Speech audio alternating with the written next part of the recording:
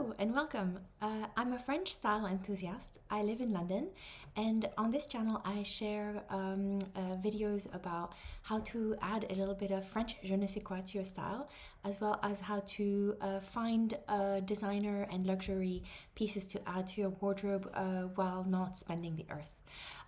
In this particular video, I am going to show you how to find hidden gems on Vinted. This is part of a series, so I started with an intro on why shopping secondhand is the way to build a designer wardrobe. Then I showed you how to Vinted 101, how to create a profile and how to get set up on the platform. And in this video, I'm just gonna go get right into it and show you about the tips and tricks to find the things that are not immediately obvious and all the hidden treasures that are currently on the platform. You may not know this, but Vinted currently has 800 million active listings in the UK only. And so finding that little needle in a haystack is what this video is all about. Right, let's dive in. So there are three main ways to look for items on Vinted, and that is a word-based search, a photo-based search, or browsing random items with the algorithm suggestion. Let's start with the easiest and the most obvious one, which is a word-based search. In order to do this video, we're going to use an example, which is we want to look for a hobo bag by the brand Aspinall of London. I'm using this example because I have myself bought one of those on Vinted, and so I know what they're supposed to look like and how to find a good one. What we will do is start with the obvious. So you are looking for a bag and you want to go through the categories here and select hobo bag. Then you're going to use all the various ways to refine your search. So you want to go to Aspinall of London. This is going to make the search go from 500 results and more to 60 results, which is much better. You also want to make sure that the bag you're looking at is leather. So that's going to reduce your results further from 60 results to 44. And what I usually do is I always select that the bag should be either new or in very good condition. And that's going to refine your results further still. Now, before you start browsing and looking at the results, I would highly recommend that you sort it from low to high. The reason I'm saying this is because if you were to look at this list of results as it is, it's sorted by relevance, you would see things that are priced at 100 and things that are priced at, let's say, 200. There's no explanation as to why this one's 100 and why this one's 200. You have no comparison point. You don't really know how things relate one to another. So you're seeing basically random results. You might just buy the first one that looks okay, and then you waste £100 in this example because you hadn't realized that there were cheaper options out there. So what you do is you sort it from low to high to make sure that you see a coherent narrative now. Like, this is the cheapest one that exists under the hobo category, and then you keep going up and you'll see ones that are more and more expensive. So now that gives you a comparison point. Now, this is the standard way. Anybody could figure that out without watching a video on YouTube. But this video is about finding hidden gems and needles in a haystack. So stick around until the end, because you're going to learn a lot of tips and tricks here that are not obvious. So the first thing that you need to do is think about who is selling this. It is not a shop, it is not a professional, it's just a person who has a bag. Maybe they don't know that their bag is called a hobo bag. They look at the bag, they're like, yeah, I put it on my shoulder. This is called a shoulder bag, let's say. So what you want to do is clear your filters and then go back to bags. But this time you select shoulder bags. And what this is going to do is it's going to show you all sorts of results that we didn't have before. So you know that previously, when we looked at the list of results, we saw that the cheapest one seemed to be about 100. In this case, you're going to see that we're going to find ones that were not there before. Obviously, because this search isn't in the category hobo, you're going to have to help Vinted a little bit by saying what you're looking for. So for example, you're going to type hobo here at the top, and now you see appear things that we didn't see before. So for example, that burgundy one in its garden, the orange one that we didn't have before. And look here, there are a couple that are at £65, where previously the cheapest one was about 100.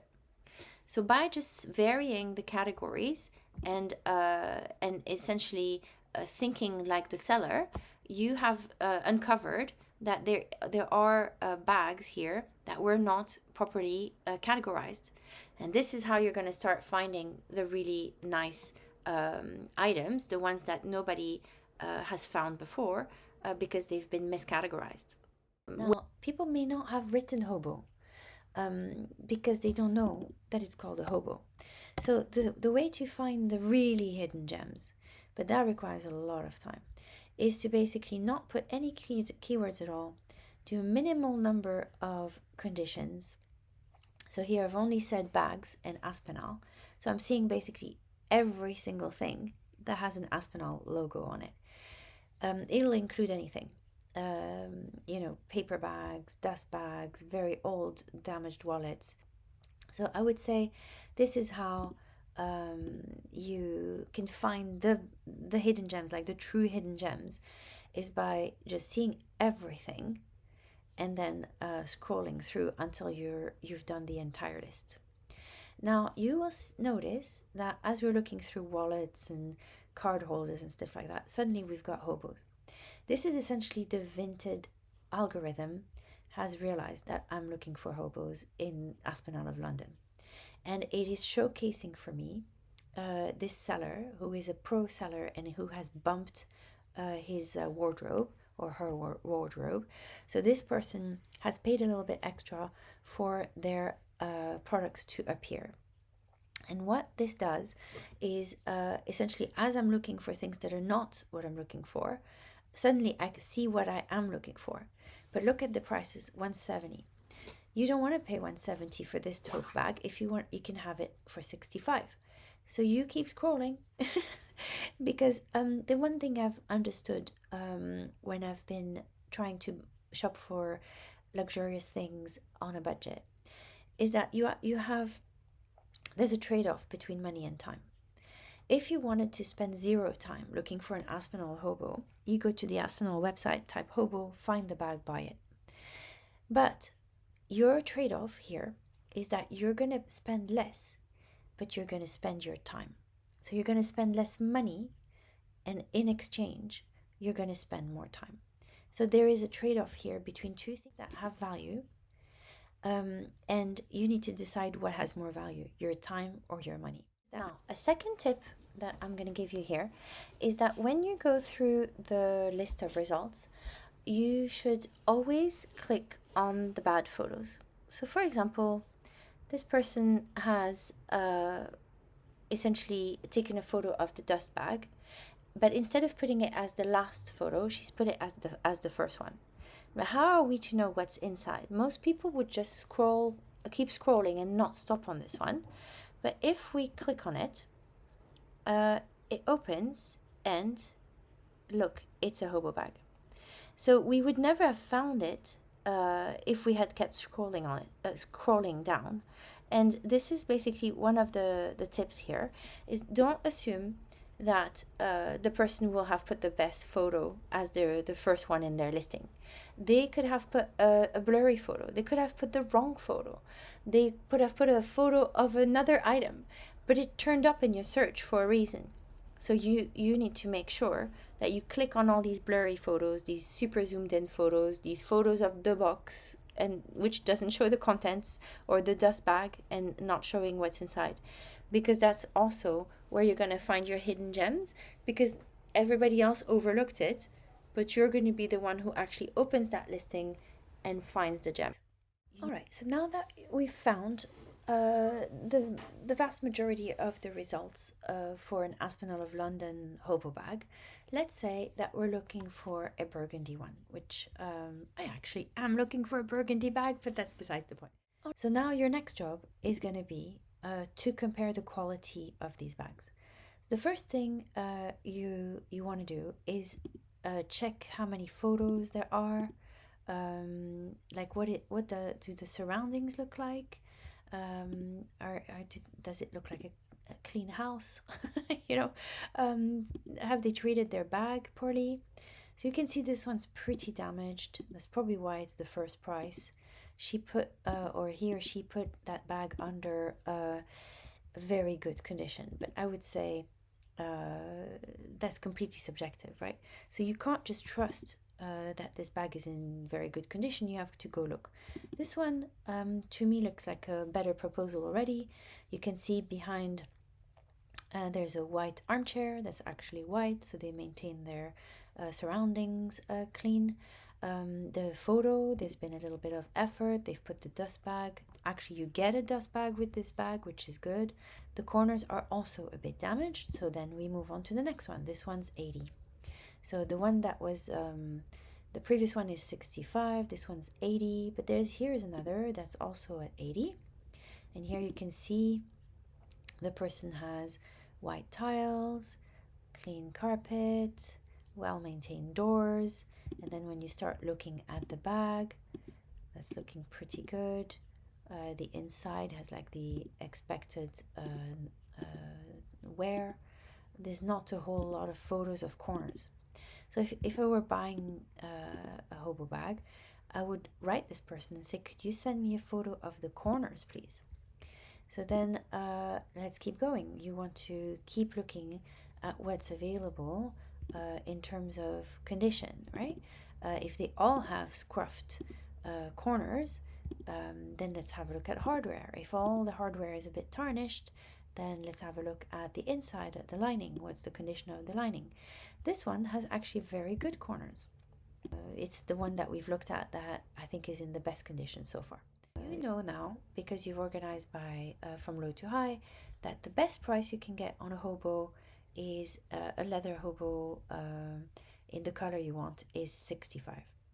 And you've got a couple at 80 and a couple at 120. Now, how you get an offer is like this. Let's say, for example, you're not put off by the condition of these corners.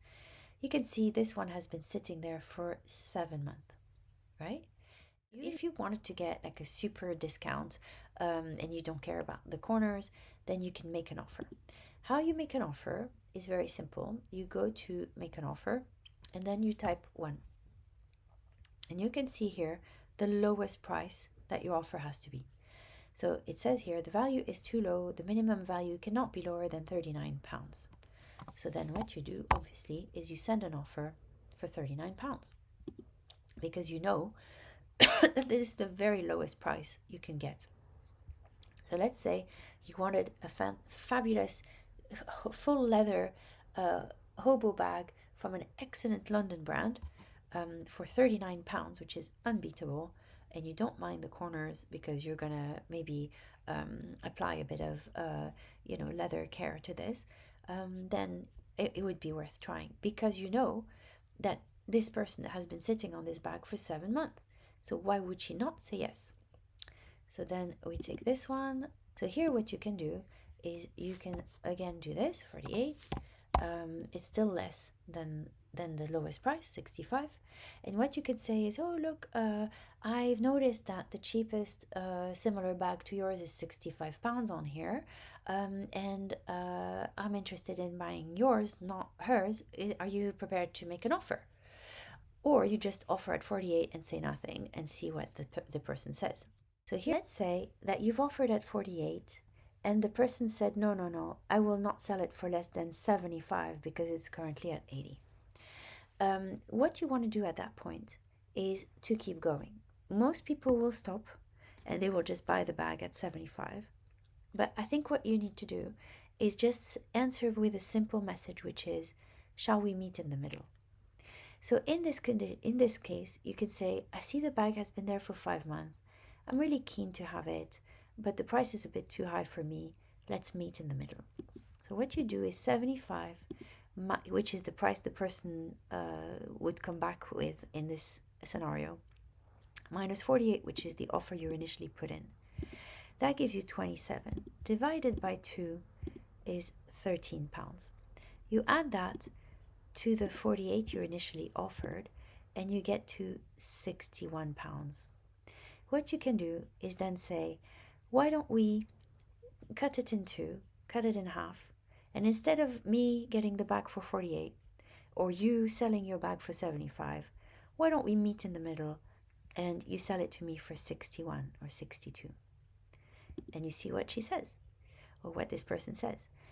The the the worst thing that can happen is that they say no, in which case you still got a bag for £75, so you saved yourself the price of fees and shipping. And the best case scenario is they say yes, and so you will save £19 in this scenario. So I think it's always worth trying, because you never know. If something's been sitting there for 5 months, anything that has been sitting there for more than 5 months has now become clutter and junk for them. For you, it's a treasure. For them, for this person who's selling it, this is now something she desperately wants to get rid of. It's just cluttering her house. She's made the decision to sell it, and she just wants to get rid of it at this point. It's just been sat in a box or sat on a shelf gathering dust for 5 months. So it's always worth a try. Nobody's going to think less of you. Nobody's going to, nobody knows you. It's completely anonymous. So there's no shame to be had. And also, because there are so many options, you can try that tactic with all the burgundy hobo bags. You could get this one for 39. You could get this one for 48. You could get this one for 48. And then if you want to go all the way to 120, you can get this one for 72.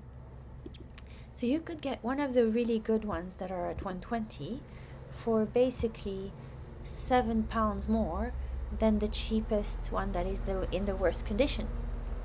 So it's worth a try. An offer is always worth a try. And you should not feel self-conscious about it, because this is a second-hand platform where you're already dealing with people who have put a subjective price on something.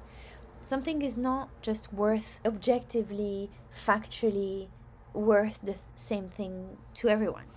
It is only worth what somebody's ready to pay for it. Now, there's also another trick here that I can show you, which is that you can actually save your search and you can come back to it.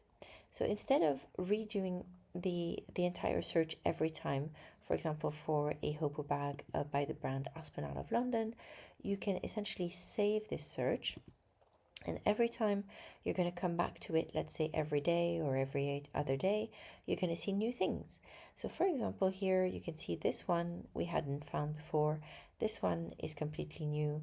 And every time you come back to this search, you're going to find new things. In order to find these new items that you hadn't found before, this time don't search from low to high, just classify by newest first.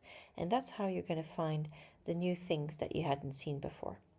So that's another trick to find the best items. Unfortunately, it is not yet possible to get a notification on searches that you have saved, but at least you can always make sure that every time you come back, you don't have to do the search again, and you can easily see how many new bags have been added to your search, because it will appear here. So since the last time I did this search on women articles, bags, Aspen out of London, in the color navy, in very good condition in leather, 8 new bags have appeared. That's also another trick to find all the hidden gems.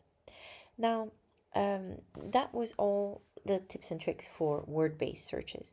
But there's now something completely new that I don't believe existed a year ago on Vinted, and that is an image search.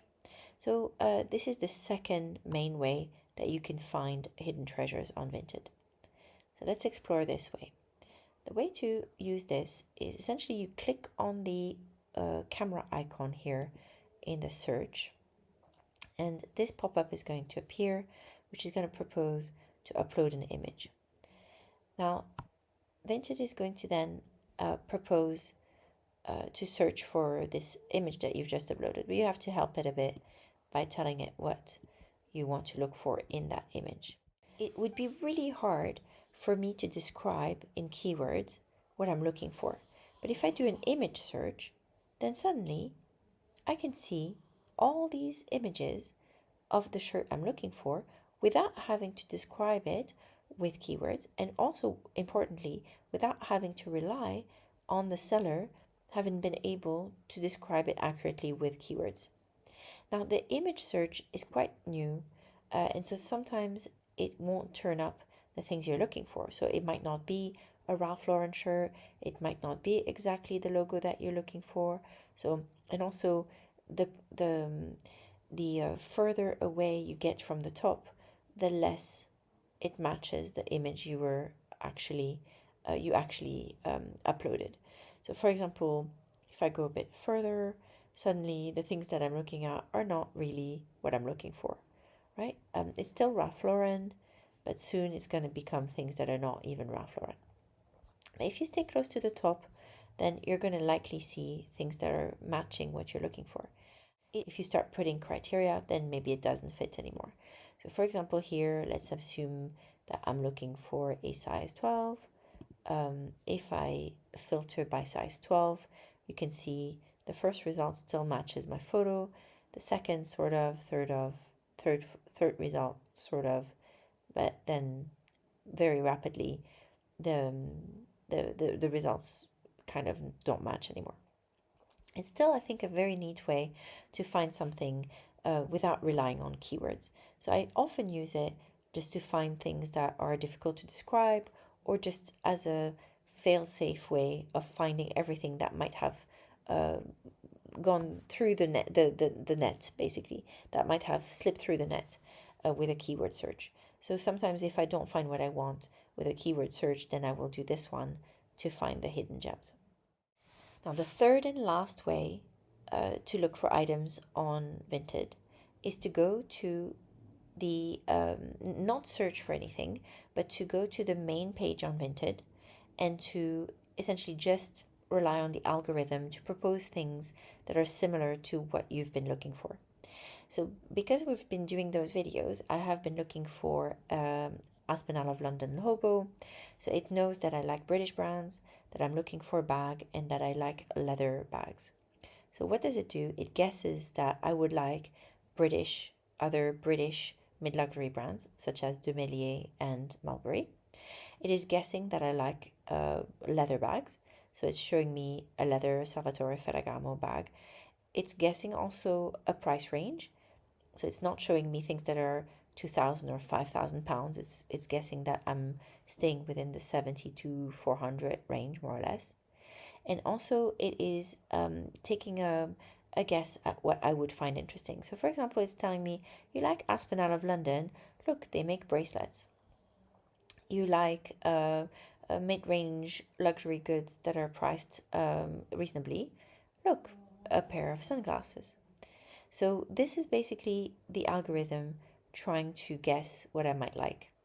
And it's doing so successfully in my case. So this is another way that you can look for that you can find what you're looking for. Is essentially here, it's going to propose to me an Aspinall of London hobo bag, which I might not have found before. So if you refresh this page often, then sometimes it's going to turn up things that have just been uploaded that would be something I'm actually looking for. So that's a way also of finding something that's just been uploaded a couple of minutes ago that you might actually want to buy. So that's the main three ways that you can look for hidden gems on Vinted. I hope you found this video interesting, and in the next one I'm going to go over what you should do when you receive the item you have ordered, and tips and tricks about how to make sure that the quality of the item you have received is as you expected. So if that sounds like something you'd like to watch, stick around. It's all part of a playlist which I will link below. And if you enjoyed this video, you know what to do. Bye!